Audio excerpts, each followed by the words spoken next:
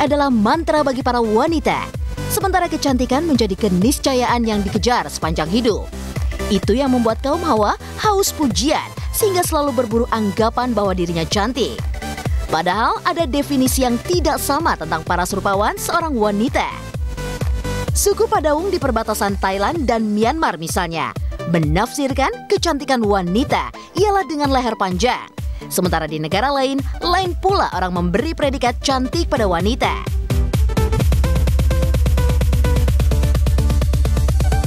Dan di Indonesia, di era lampau pernah mendefinisikan kecantikan adalah jika ia memiliki kulit kuning langsat, wajah manis, serta rambut panjang. Tapi bagi wanita Dayak, sejak lampau hingga kini predikat cantik hanya dipujikan kepada wanita yang memiliki daun telinga memanjang. Maka demi memenuhi standar kecantikan, wanita Dayak memiliki tradisi memakai anting sangat berat agar telinganya menjadi panjang.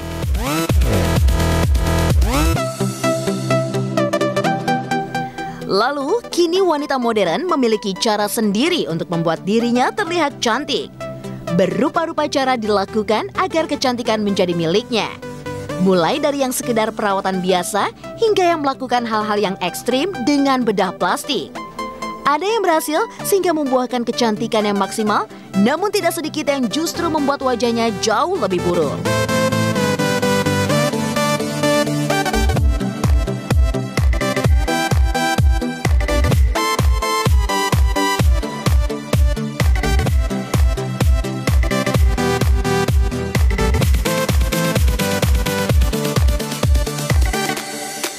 Tapi seperti apa sejatinya ukuran cantik itu? Bagaimana para pria menafsirkan kata cantik? Meski tak akan pernah tepat dalam memberi definisi. Berikut ini ulasan cantiknya.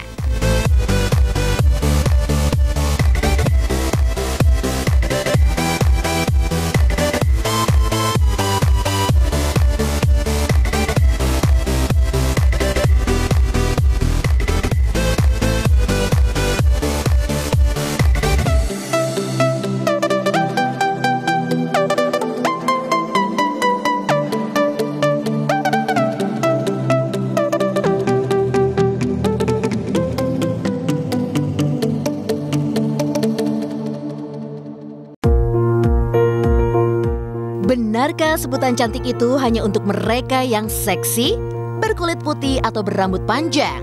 Berikut ini definisi cantik yang sama sekali berbeda dari sejumlah negara.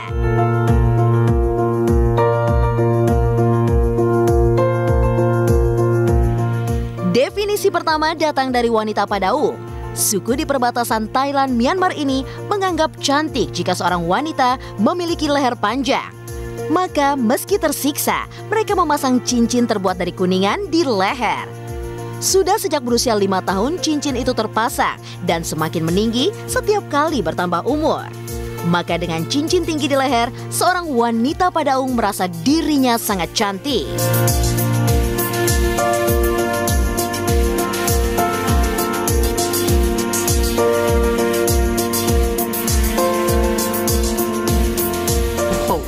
I had all these rings when I was 16 years old.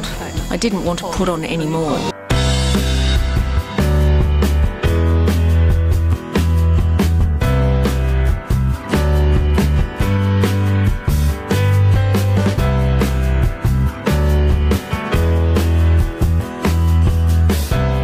Dari perbatasan Thailand Myanmar, mari kita beralih ke desa Arunachal Pradesh di pinggiran India. Di tempat ini, wanita cantik didefinisikan dengan cara yang tidak biasa. Mereka akan dianggap cantik dan terhormat jika mengenakan penutup hidung. Semakin besar penutup itu dipakai, semakin tinggi statusnya di tengah masyarakat. Lantas apa analisa ahli antropologi melihat tradisi yang kadang tidak biasa untuk mendapatkan sebutan cantik?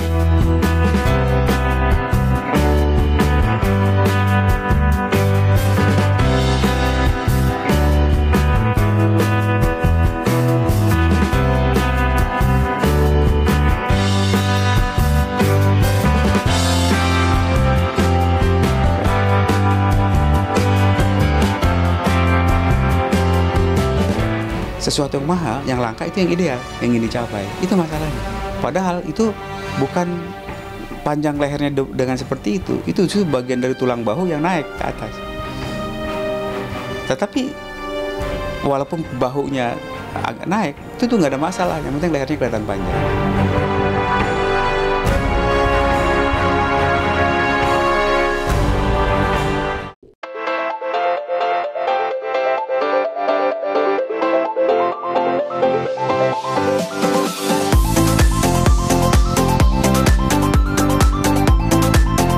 Satu lagi tafsir unik tentang kecantikan. Kali ini datang dari suku Mursi di Ethiopia. Mereka juga rela tersiksa dengan memasang piringan di bibir bagian wajah. Tujuannya sama, agar terlihat cantik. Karena bagi suku Mursi, wanita cantik itu jika memiliki bibir lebar. Tapi rupanya, mereka yang tidak berbibir bawah lebar tidak hanya cantik, tapi memiliki strata sosial terhormat. Sebab konon wanita jenis ini memiliki toleransi tinggi serta gemar berkorban. Dan hanya dengan wanita-wanita yang memiliki karakter seperti itulah laki-laki mau menikah.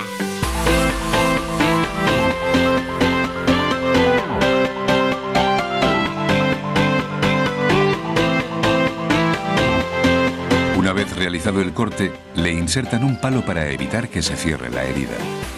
Con el tiempo, y a medida que el labio vaya cogiendo elasticidad, irán colocando platos cada vez de mayor tamaño.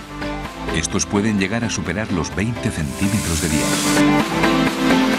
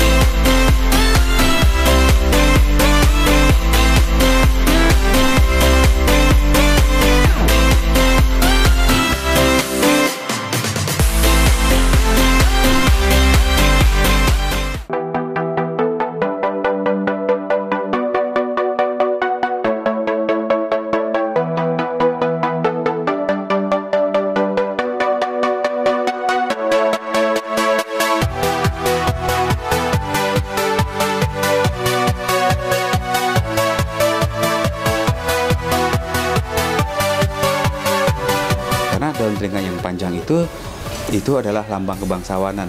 Kenapa lambang kebangsawanan? Berarti dia bisa menyimpan atribut-atribut kebangsawanannya di telinga.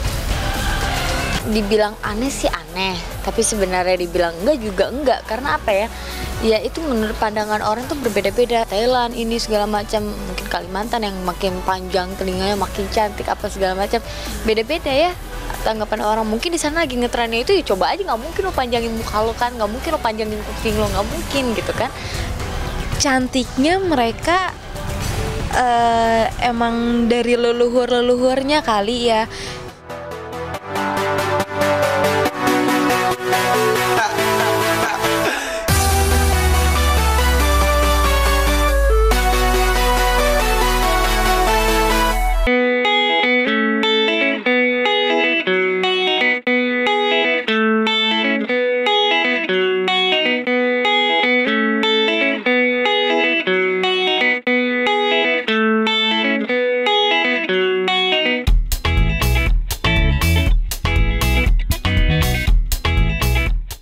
Cuci piring.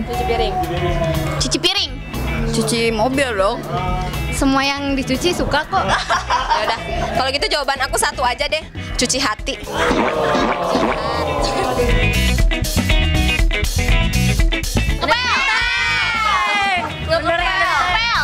Aku benerin ngeteh. Kenapa? Aku suka manjat-manjat. Lucu gitu kayak kalau di atas gitu Aku kan. mah nggak suka manjat-manjat, nggak suka naik-naik ke atas aku mah. Jadi aku ngepel aja. Matematika. Nih ya, dengerin ya. Kalau percuma kalau misalnya kalian belajar fisika itu, tetap aja harus belajar matematika dulu, itu dasarnya gitu. Attitude. Iya.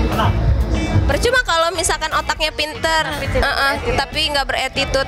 Sedangkan kan kalau misalkan namanya bermasyarakat itu, ya pendidikan mah apalagi kayak sekarang kan kita pelajaran-pelajaran di sekolah udah mungkin gak dipakai karena kita di dunia entertain. Kalau attitude itu selalu dipakai, maksudnya kita mau berkomunikasi sama orang yang lebih muda atau lebih tua itu attitude dipakai. Mantan buat apa? Udah nggak usah diperjuangin lagi. Kalau beban kan bisa diperjuangin buat kedepannya gitu. Mendingan beban dong, angkat beban gitu. Biar sehat daripada angkat mantan. Apa?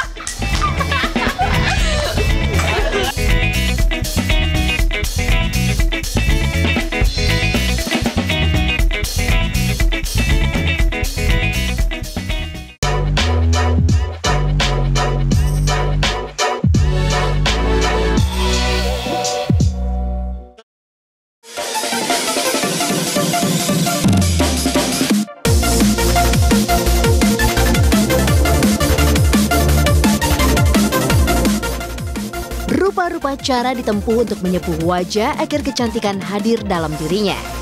Buat para wanita, menjadi cantik seolah kesemestian yang harus dipetik sebesar apapun resikonya serta berapapun harganya.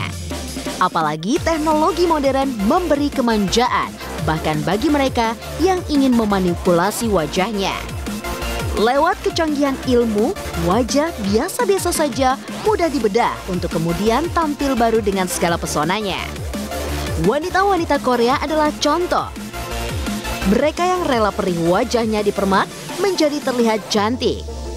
Industri kecantikan Korea pada akhirnya tampil sebagai rujukan buat mereka yang ingin menjadikan operasi plastik solusi cantik.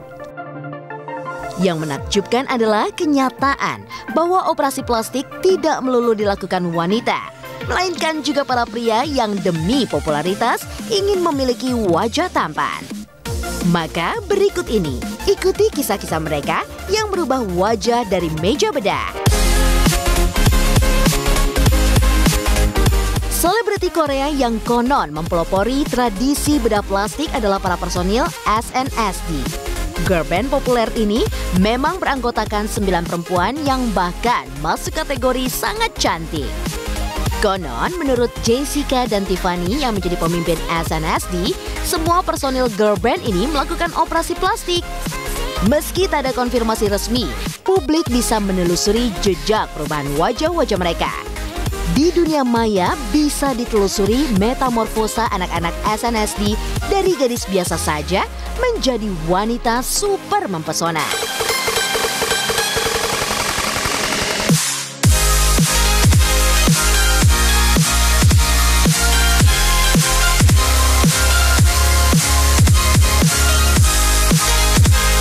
Operasi plastik menjadi semakin menarik untuk dicoba setelah Park Bo mengubah wajah sehingga ada jejak Indo di parasnya. Personil girl band 2NE1 ini juga merombak hidungnya menjadi lebih mancung, lengkap dengan bentuk pipi tirus serta mata lebar.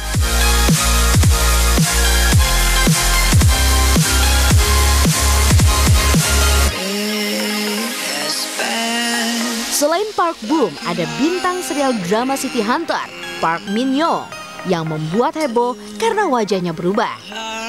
Ia melakukan apa yang disebut forehead augmentation atau penambahan volume dahi. Bedanya, Min Young melakukan operasi untuk menghapus bekas-bekas luka saat kecelakaan di masa SMA. Di Korea, wabah operasi plastik rupanya tidak didominasi para wanita, sebab selebriti pria juga melakukannya. Salah satu yang secara terus terang mengakui operasi plastik adalah Lee Min Ho.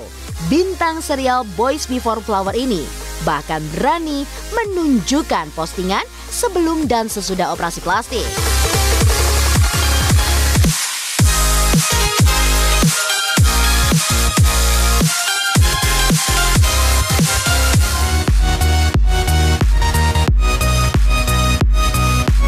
Tren operasi plastik selanjutnya masuk ke Indonesia melalui sejumlah sosialita. Dalam daftar ini ada nama Krisdayanti yang masuk deretan pertama selebriti yang berani merubah wajah lewat bedah plastik. Cukup lama KD merahasiakan ini, meski pada akhirnya mengakui merubah bentuk hidung dan rahang lewat operasi plastik. Lihat saja wajah Kade sebelum dan sesudah operasi ini.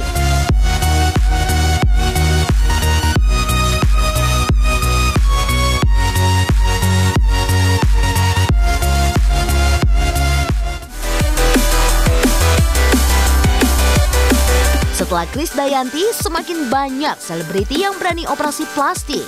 Misalnya saja, yang berterus terang merombak wajah adalah Nikita Mirzani. Untuk membuat hidung mancung, Nikita rela buang uang yang tidak sedikit. Inilah Nikita, pra-operasi dan pasca operasi.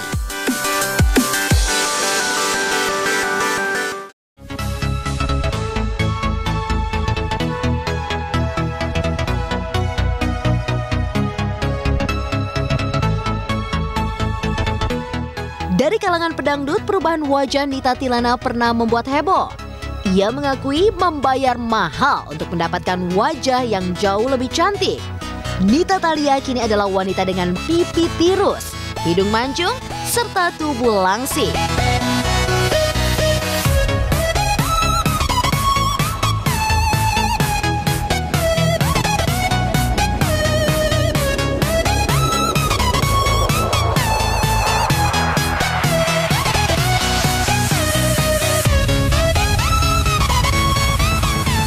Orang operasi plastik itu kan menutupi karena itu adalah aib, karena itu adalah dosa gitu. Kalau saya karena perubahannya sangat drastis banget. Pertama operasi karena tidak boleh langsung ke pipi kan, nggak boleh langsung ke pipi karena itu termasuk operasi besar. Jadi dilakukan yang ringan dulu, awalnya operasi hidung dulu, operasi kantung mata dulu, itu dibuang, lemak di pipinya juga dibuang, dagu juga gitu kan, ya dan yang lain-lainnya.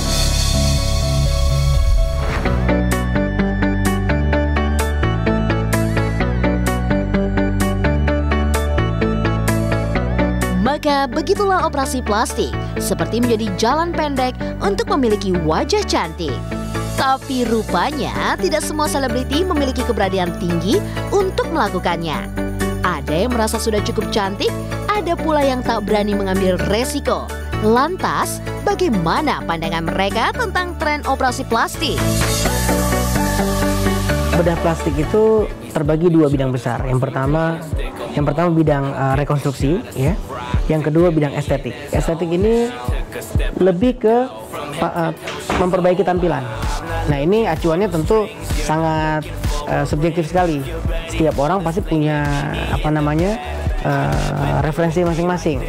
Ada yang pengen hidung mancung banget, misalnya. Ada yang pengen mancung sedikit, ada yang pengen tirus banget, ada yang seneng cabi. Misal begitu-begitu referensi. Nah, mereka datang dalam kondisi yang tidak seperti itu, ingin seperti itu. Nah, kita memanfaatkan ilmu bedah plastik ini untuk mencapai keinginan itu. Korea terkenal karena mereka beriklan dengan gila-gilaan. Sebenarnya di Indonesia sekalipun dari zaman mungkin 10 tahun yang lalu udah banyak. Itu udah banyak kasusnya gitu, case-nya udah banyak gitu. Cuma di sini kan dilarang beriklan. Tidak ada publikasi yang sifatnya menjual diri gitu. Nah, kalau kita lihat aja media-media yang ada di sini semua isinya kan dokter dari Korea, Singapura, Jerman, Malaysia gitu. Mereka jualan di sini. Nah, tidak ada regulasi yang melarang mereka jualan di sini. Sementara untuk dokter lokal nggak boleh jualan.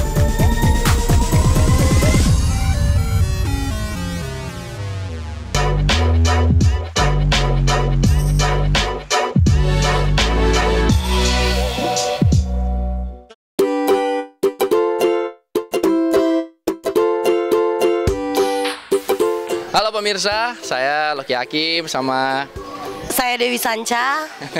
Hari ini kita lagi mau silaturahmi ke panti sosial di daerah Bekasi, khusus untuk yang tunanetra. Jadi pantinya namanya panti sosial. Nah, saya kesini sengaja bawa buaya gitu, karena kan banyak yang teman-teman saudara-saudara kita sini yang tidak bisa melihat. Lalu mereka pernah megang kelinci karena kelinci memungkinkan untuk dibawa dan dipegang, atau ayam. Tapi kalau buaya kan saya yakin pasti belum pernah ada yang megang gitu. Jadi nanti kita lihat ekspresi adik-adik masih anakan ya. adik-adik kita nanti bagaimana tekstur buaya mereka rasakan gitu. Oke? Mari ikuti saya.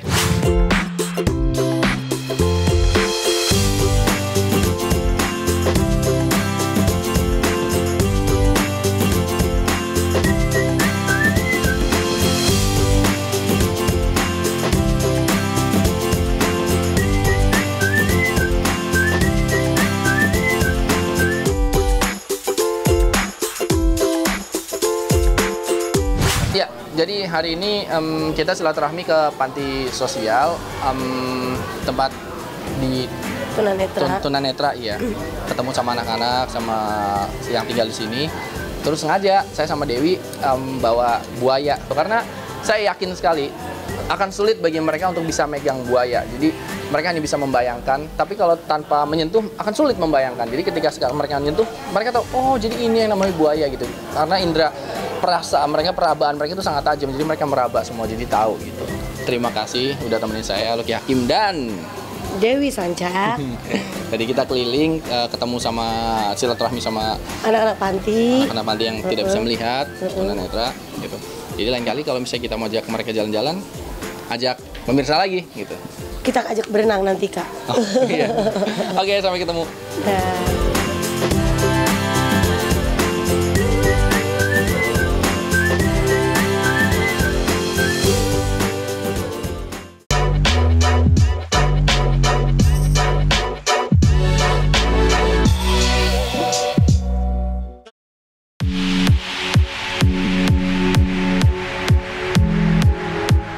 Operasi plastik memang telah menjadi jalan pintas bagi mereka yang tak puas memiliki paras biasa-biasa saja.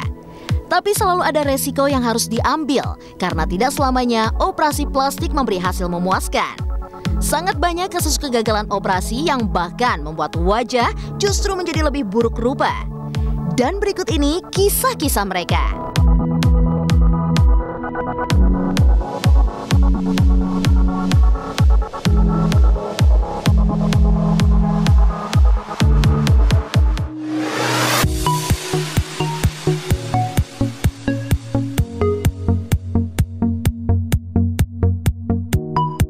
Legenda musik pop Michael Jackson memberi kisah gagal tampan lewat operasi plastik. Hingga akhir hayatnya, Jeko seperti ketagihan melakukan bedah plastik untuk nyaris seluruh tubuhnya. Publik bisa melihat semua perubahannya. Sejak masih anak kulit hitam, hingga ketika warna kulitnya sudah berubah menjadi putih di tengah popularitasnya sebagai King of Pop.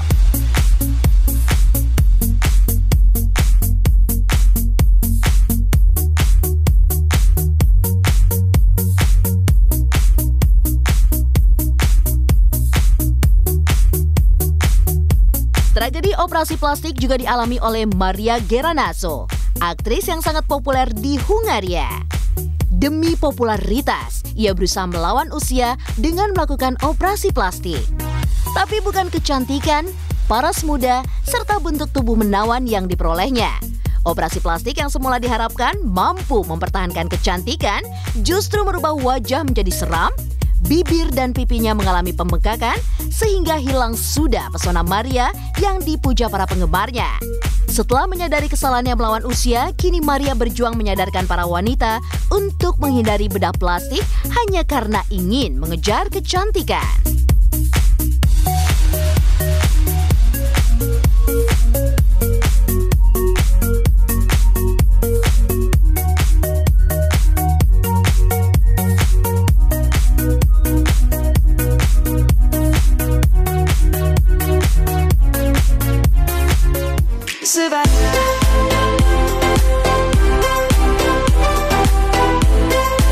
Bintang Hollywood di era 90-an, Rose McGowan, memperoleh pengalaman menyedihkan ketika resiko operasi plastik menghampiri. Aktris berbakat yang juga telah membintangi puluhan judul film ini kehilangan pesona kecantikannya karena operasi plastik yang dijalaninya gagal total. The birds have just begun. We will always take a stand for the people, for Pengalaman barangkali benar telah mengajarkan bahwa yang alami selalu lebih menarik. Operasi plastik memang bisa menjadi solusi buat mereka yang tak puas dengan paras pemberian Tuhan. Tapi keputusan naik ke meja bedah harus senantiasa ditimbang ulang karena ada resiko yang harganya jauh lebih mahal dari apapun. Toh, kalau operasi plastik tetap menjadi satu-satunya cara, carilah dokter yang paham betul soal estetika sehingga resiko kegagalan bisa diperkecil. Tapi seperti apa operasi plastik yang paling aman? Berikut ini saran para dokter.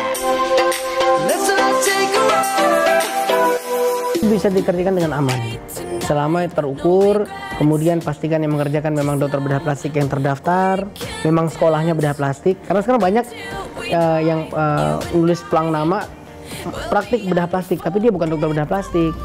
Ada yang begitu, jadi ternyata dia dokter dari disiplin ilmu lain, atau misalnya bukan dokter juga ada. Jadi yang kasus-kasus kita lihat selama ini yang berbahaya kebanyakan bukan dari bedah plastik. Justru perlu ilmu bedah plastik buat memperbaiki itu. Nah, tindakan-tindakan yang legal, yang memang udah ada SOP-nya, itu so far pasti aman dikerjakan selama oleh ahlinya. Gitu. Yang berbahaya kalau misalnya melakukan tindakan-tindakan yang bukan tidak sesuai dengan standar prosedur atau tidak oleh ahlinya atau menggunakan barang-barang yang tidak tepat. Gitu. Contohnya yang suntik silikon cair yang dikerjakan di salon-salon atau dikerjakan oleh orang-orang yang tidak bertanggung jawab, itu bukan pekerjaan bedah plastik. Di kita bedah plastik tidak mengenal suntik silikon cair di muka, di badan ataupun di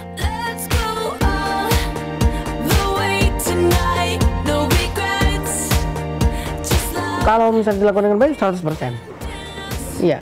Karena memang goalnya kan ke arah sana gitu. Namun tentu saja kita tidak menampik adanya risiko komplikasi misalnya atau efek samping. Bisa aja ada beberapa tindakan tertentu yang ada komplikasinya. Ya pada dasarnya semua operasi ada komplikasinya. Namun kan bukan berarti setiap operasi pasti terjadi komplikasi gitu. Jadi kita kerja itu kita perlu standar operasional prosedur gitu supaya hal-hal yang tidak diinginkan itu bisa dieliminir.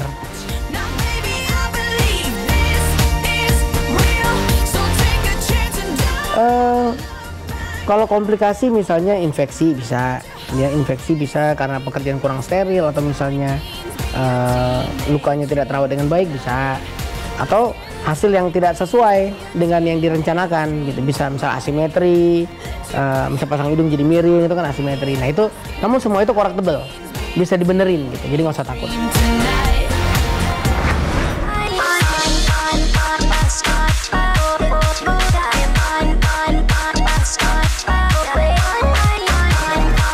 Menjadi cantik seringkali butuh perjuangan.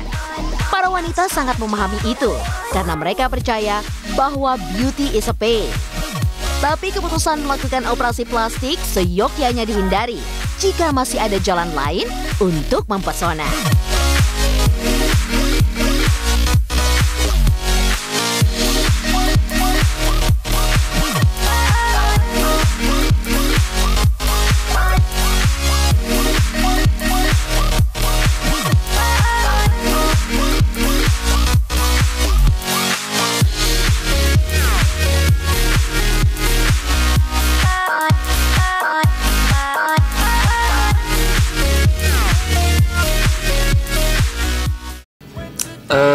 Masa remaja aku habiskan di Jakarta. So dari situ aku baru mengenal kata sahabat, aku baru mengenal kata ya gitu deh. Perannya begitu besar ya. Perannya yang paling penting adalah bisa membimbing saya di jalan yang lebih baik. Perannya juga bisa jadi sahabat saya juga, bisa jadi sahabat ibu saya, bisa jadi keluarga saya juga dalam keluarga saya, dan bisa saling mengisi kekurangan satu sama lain.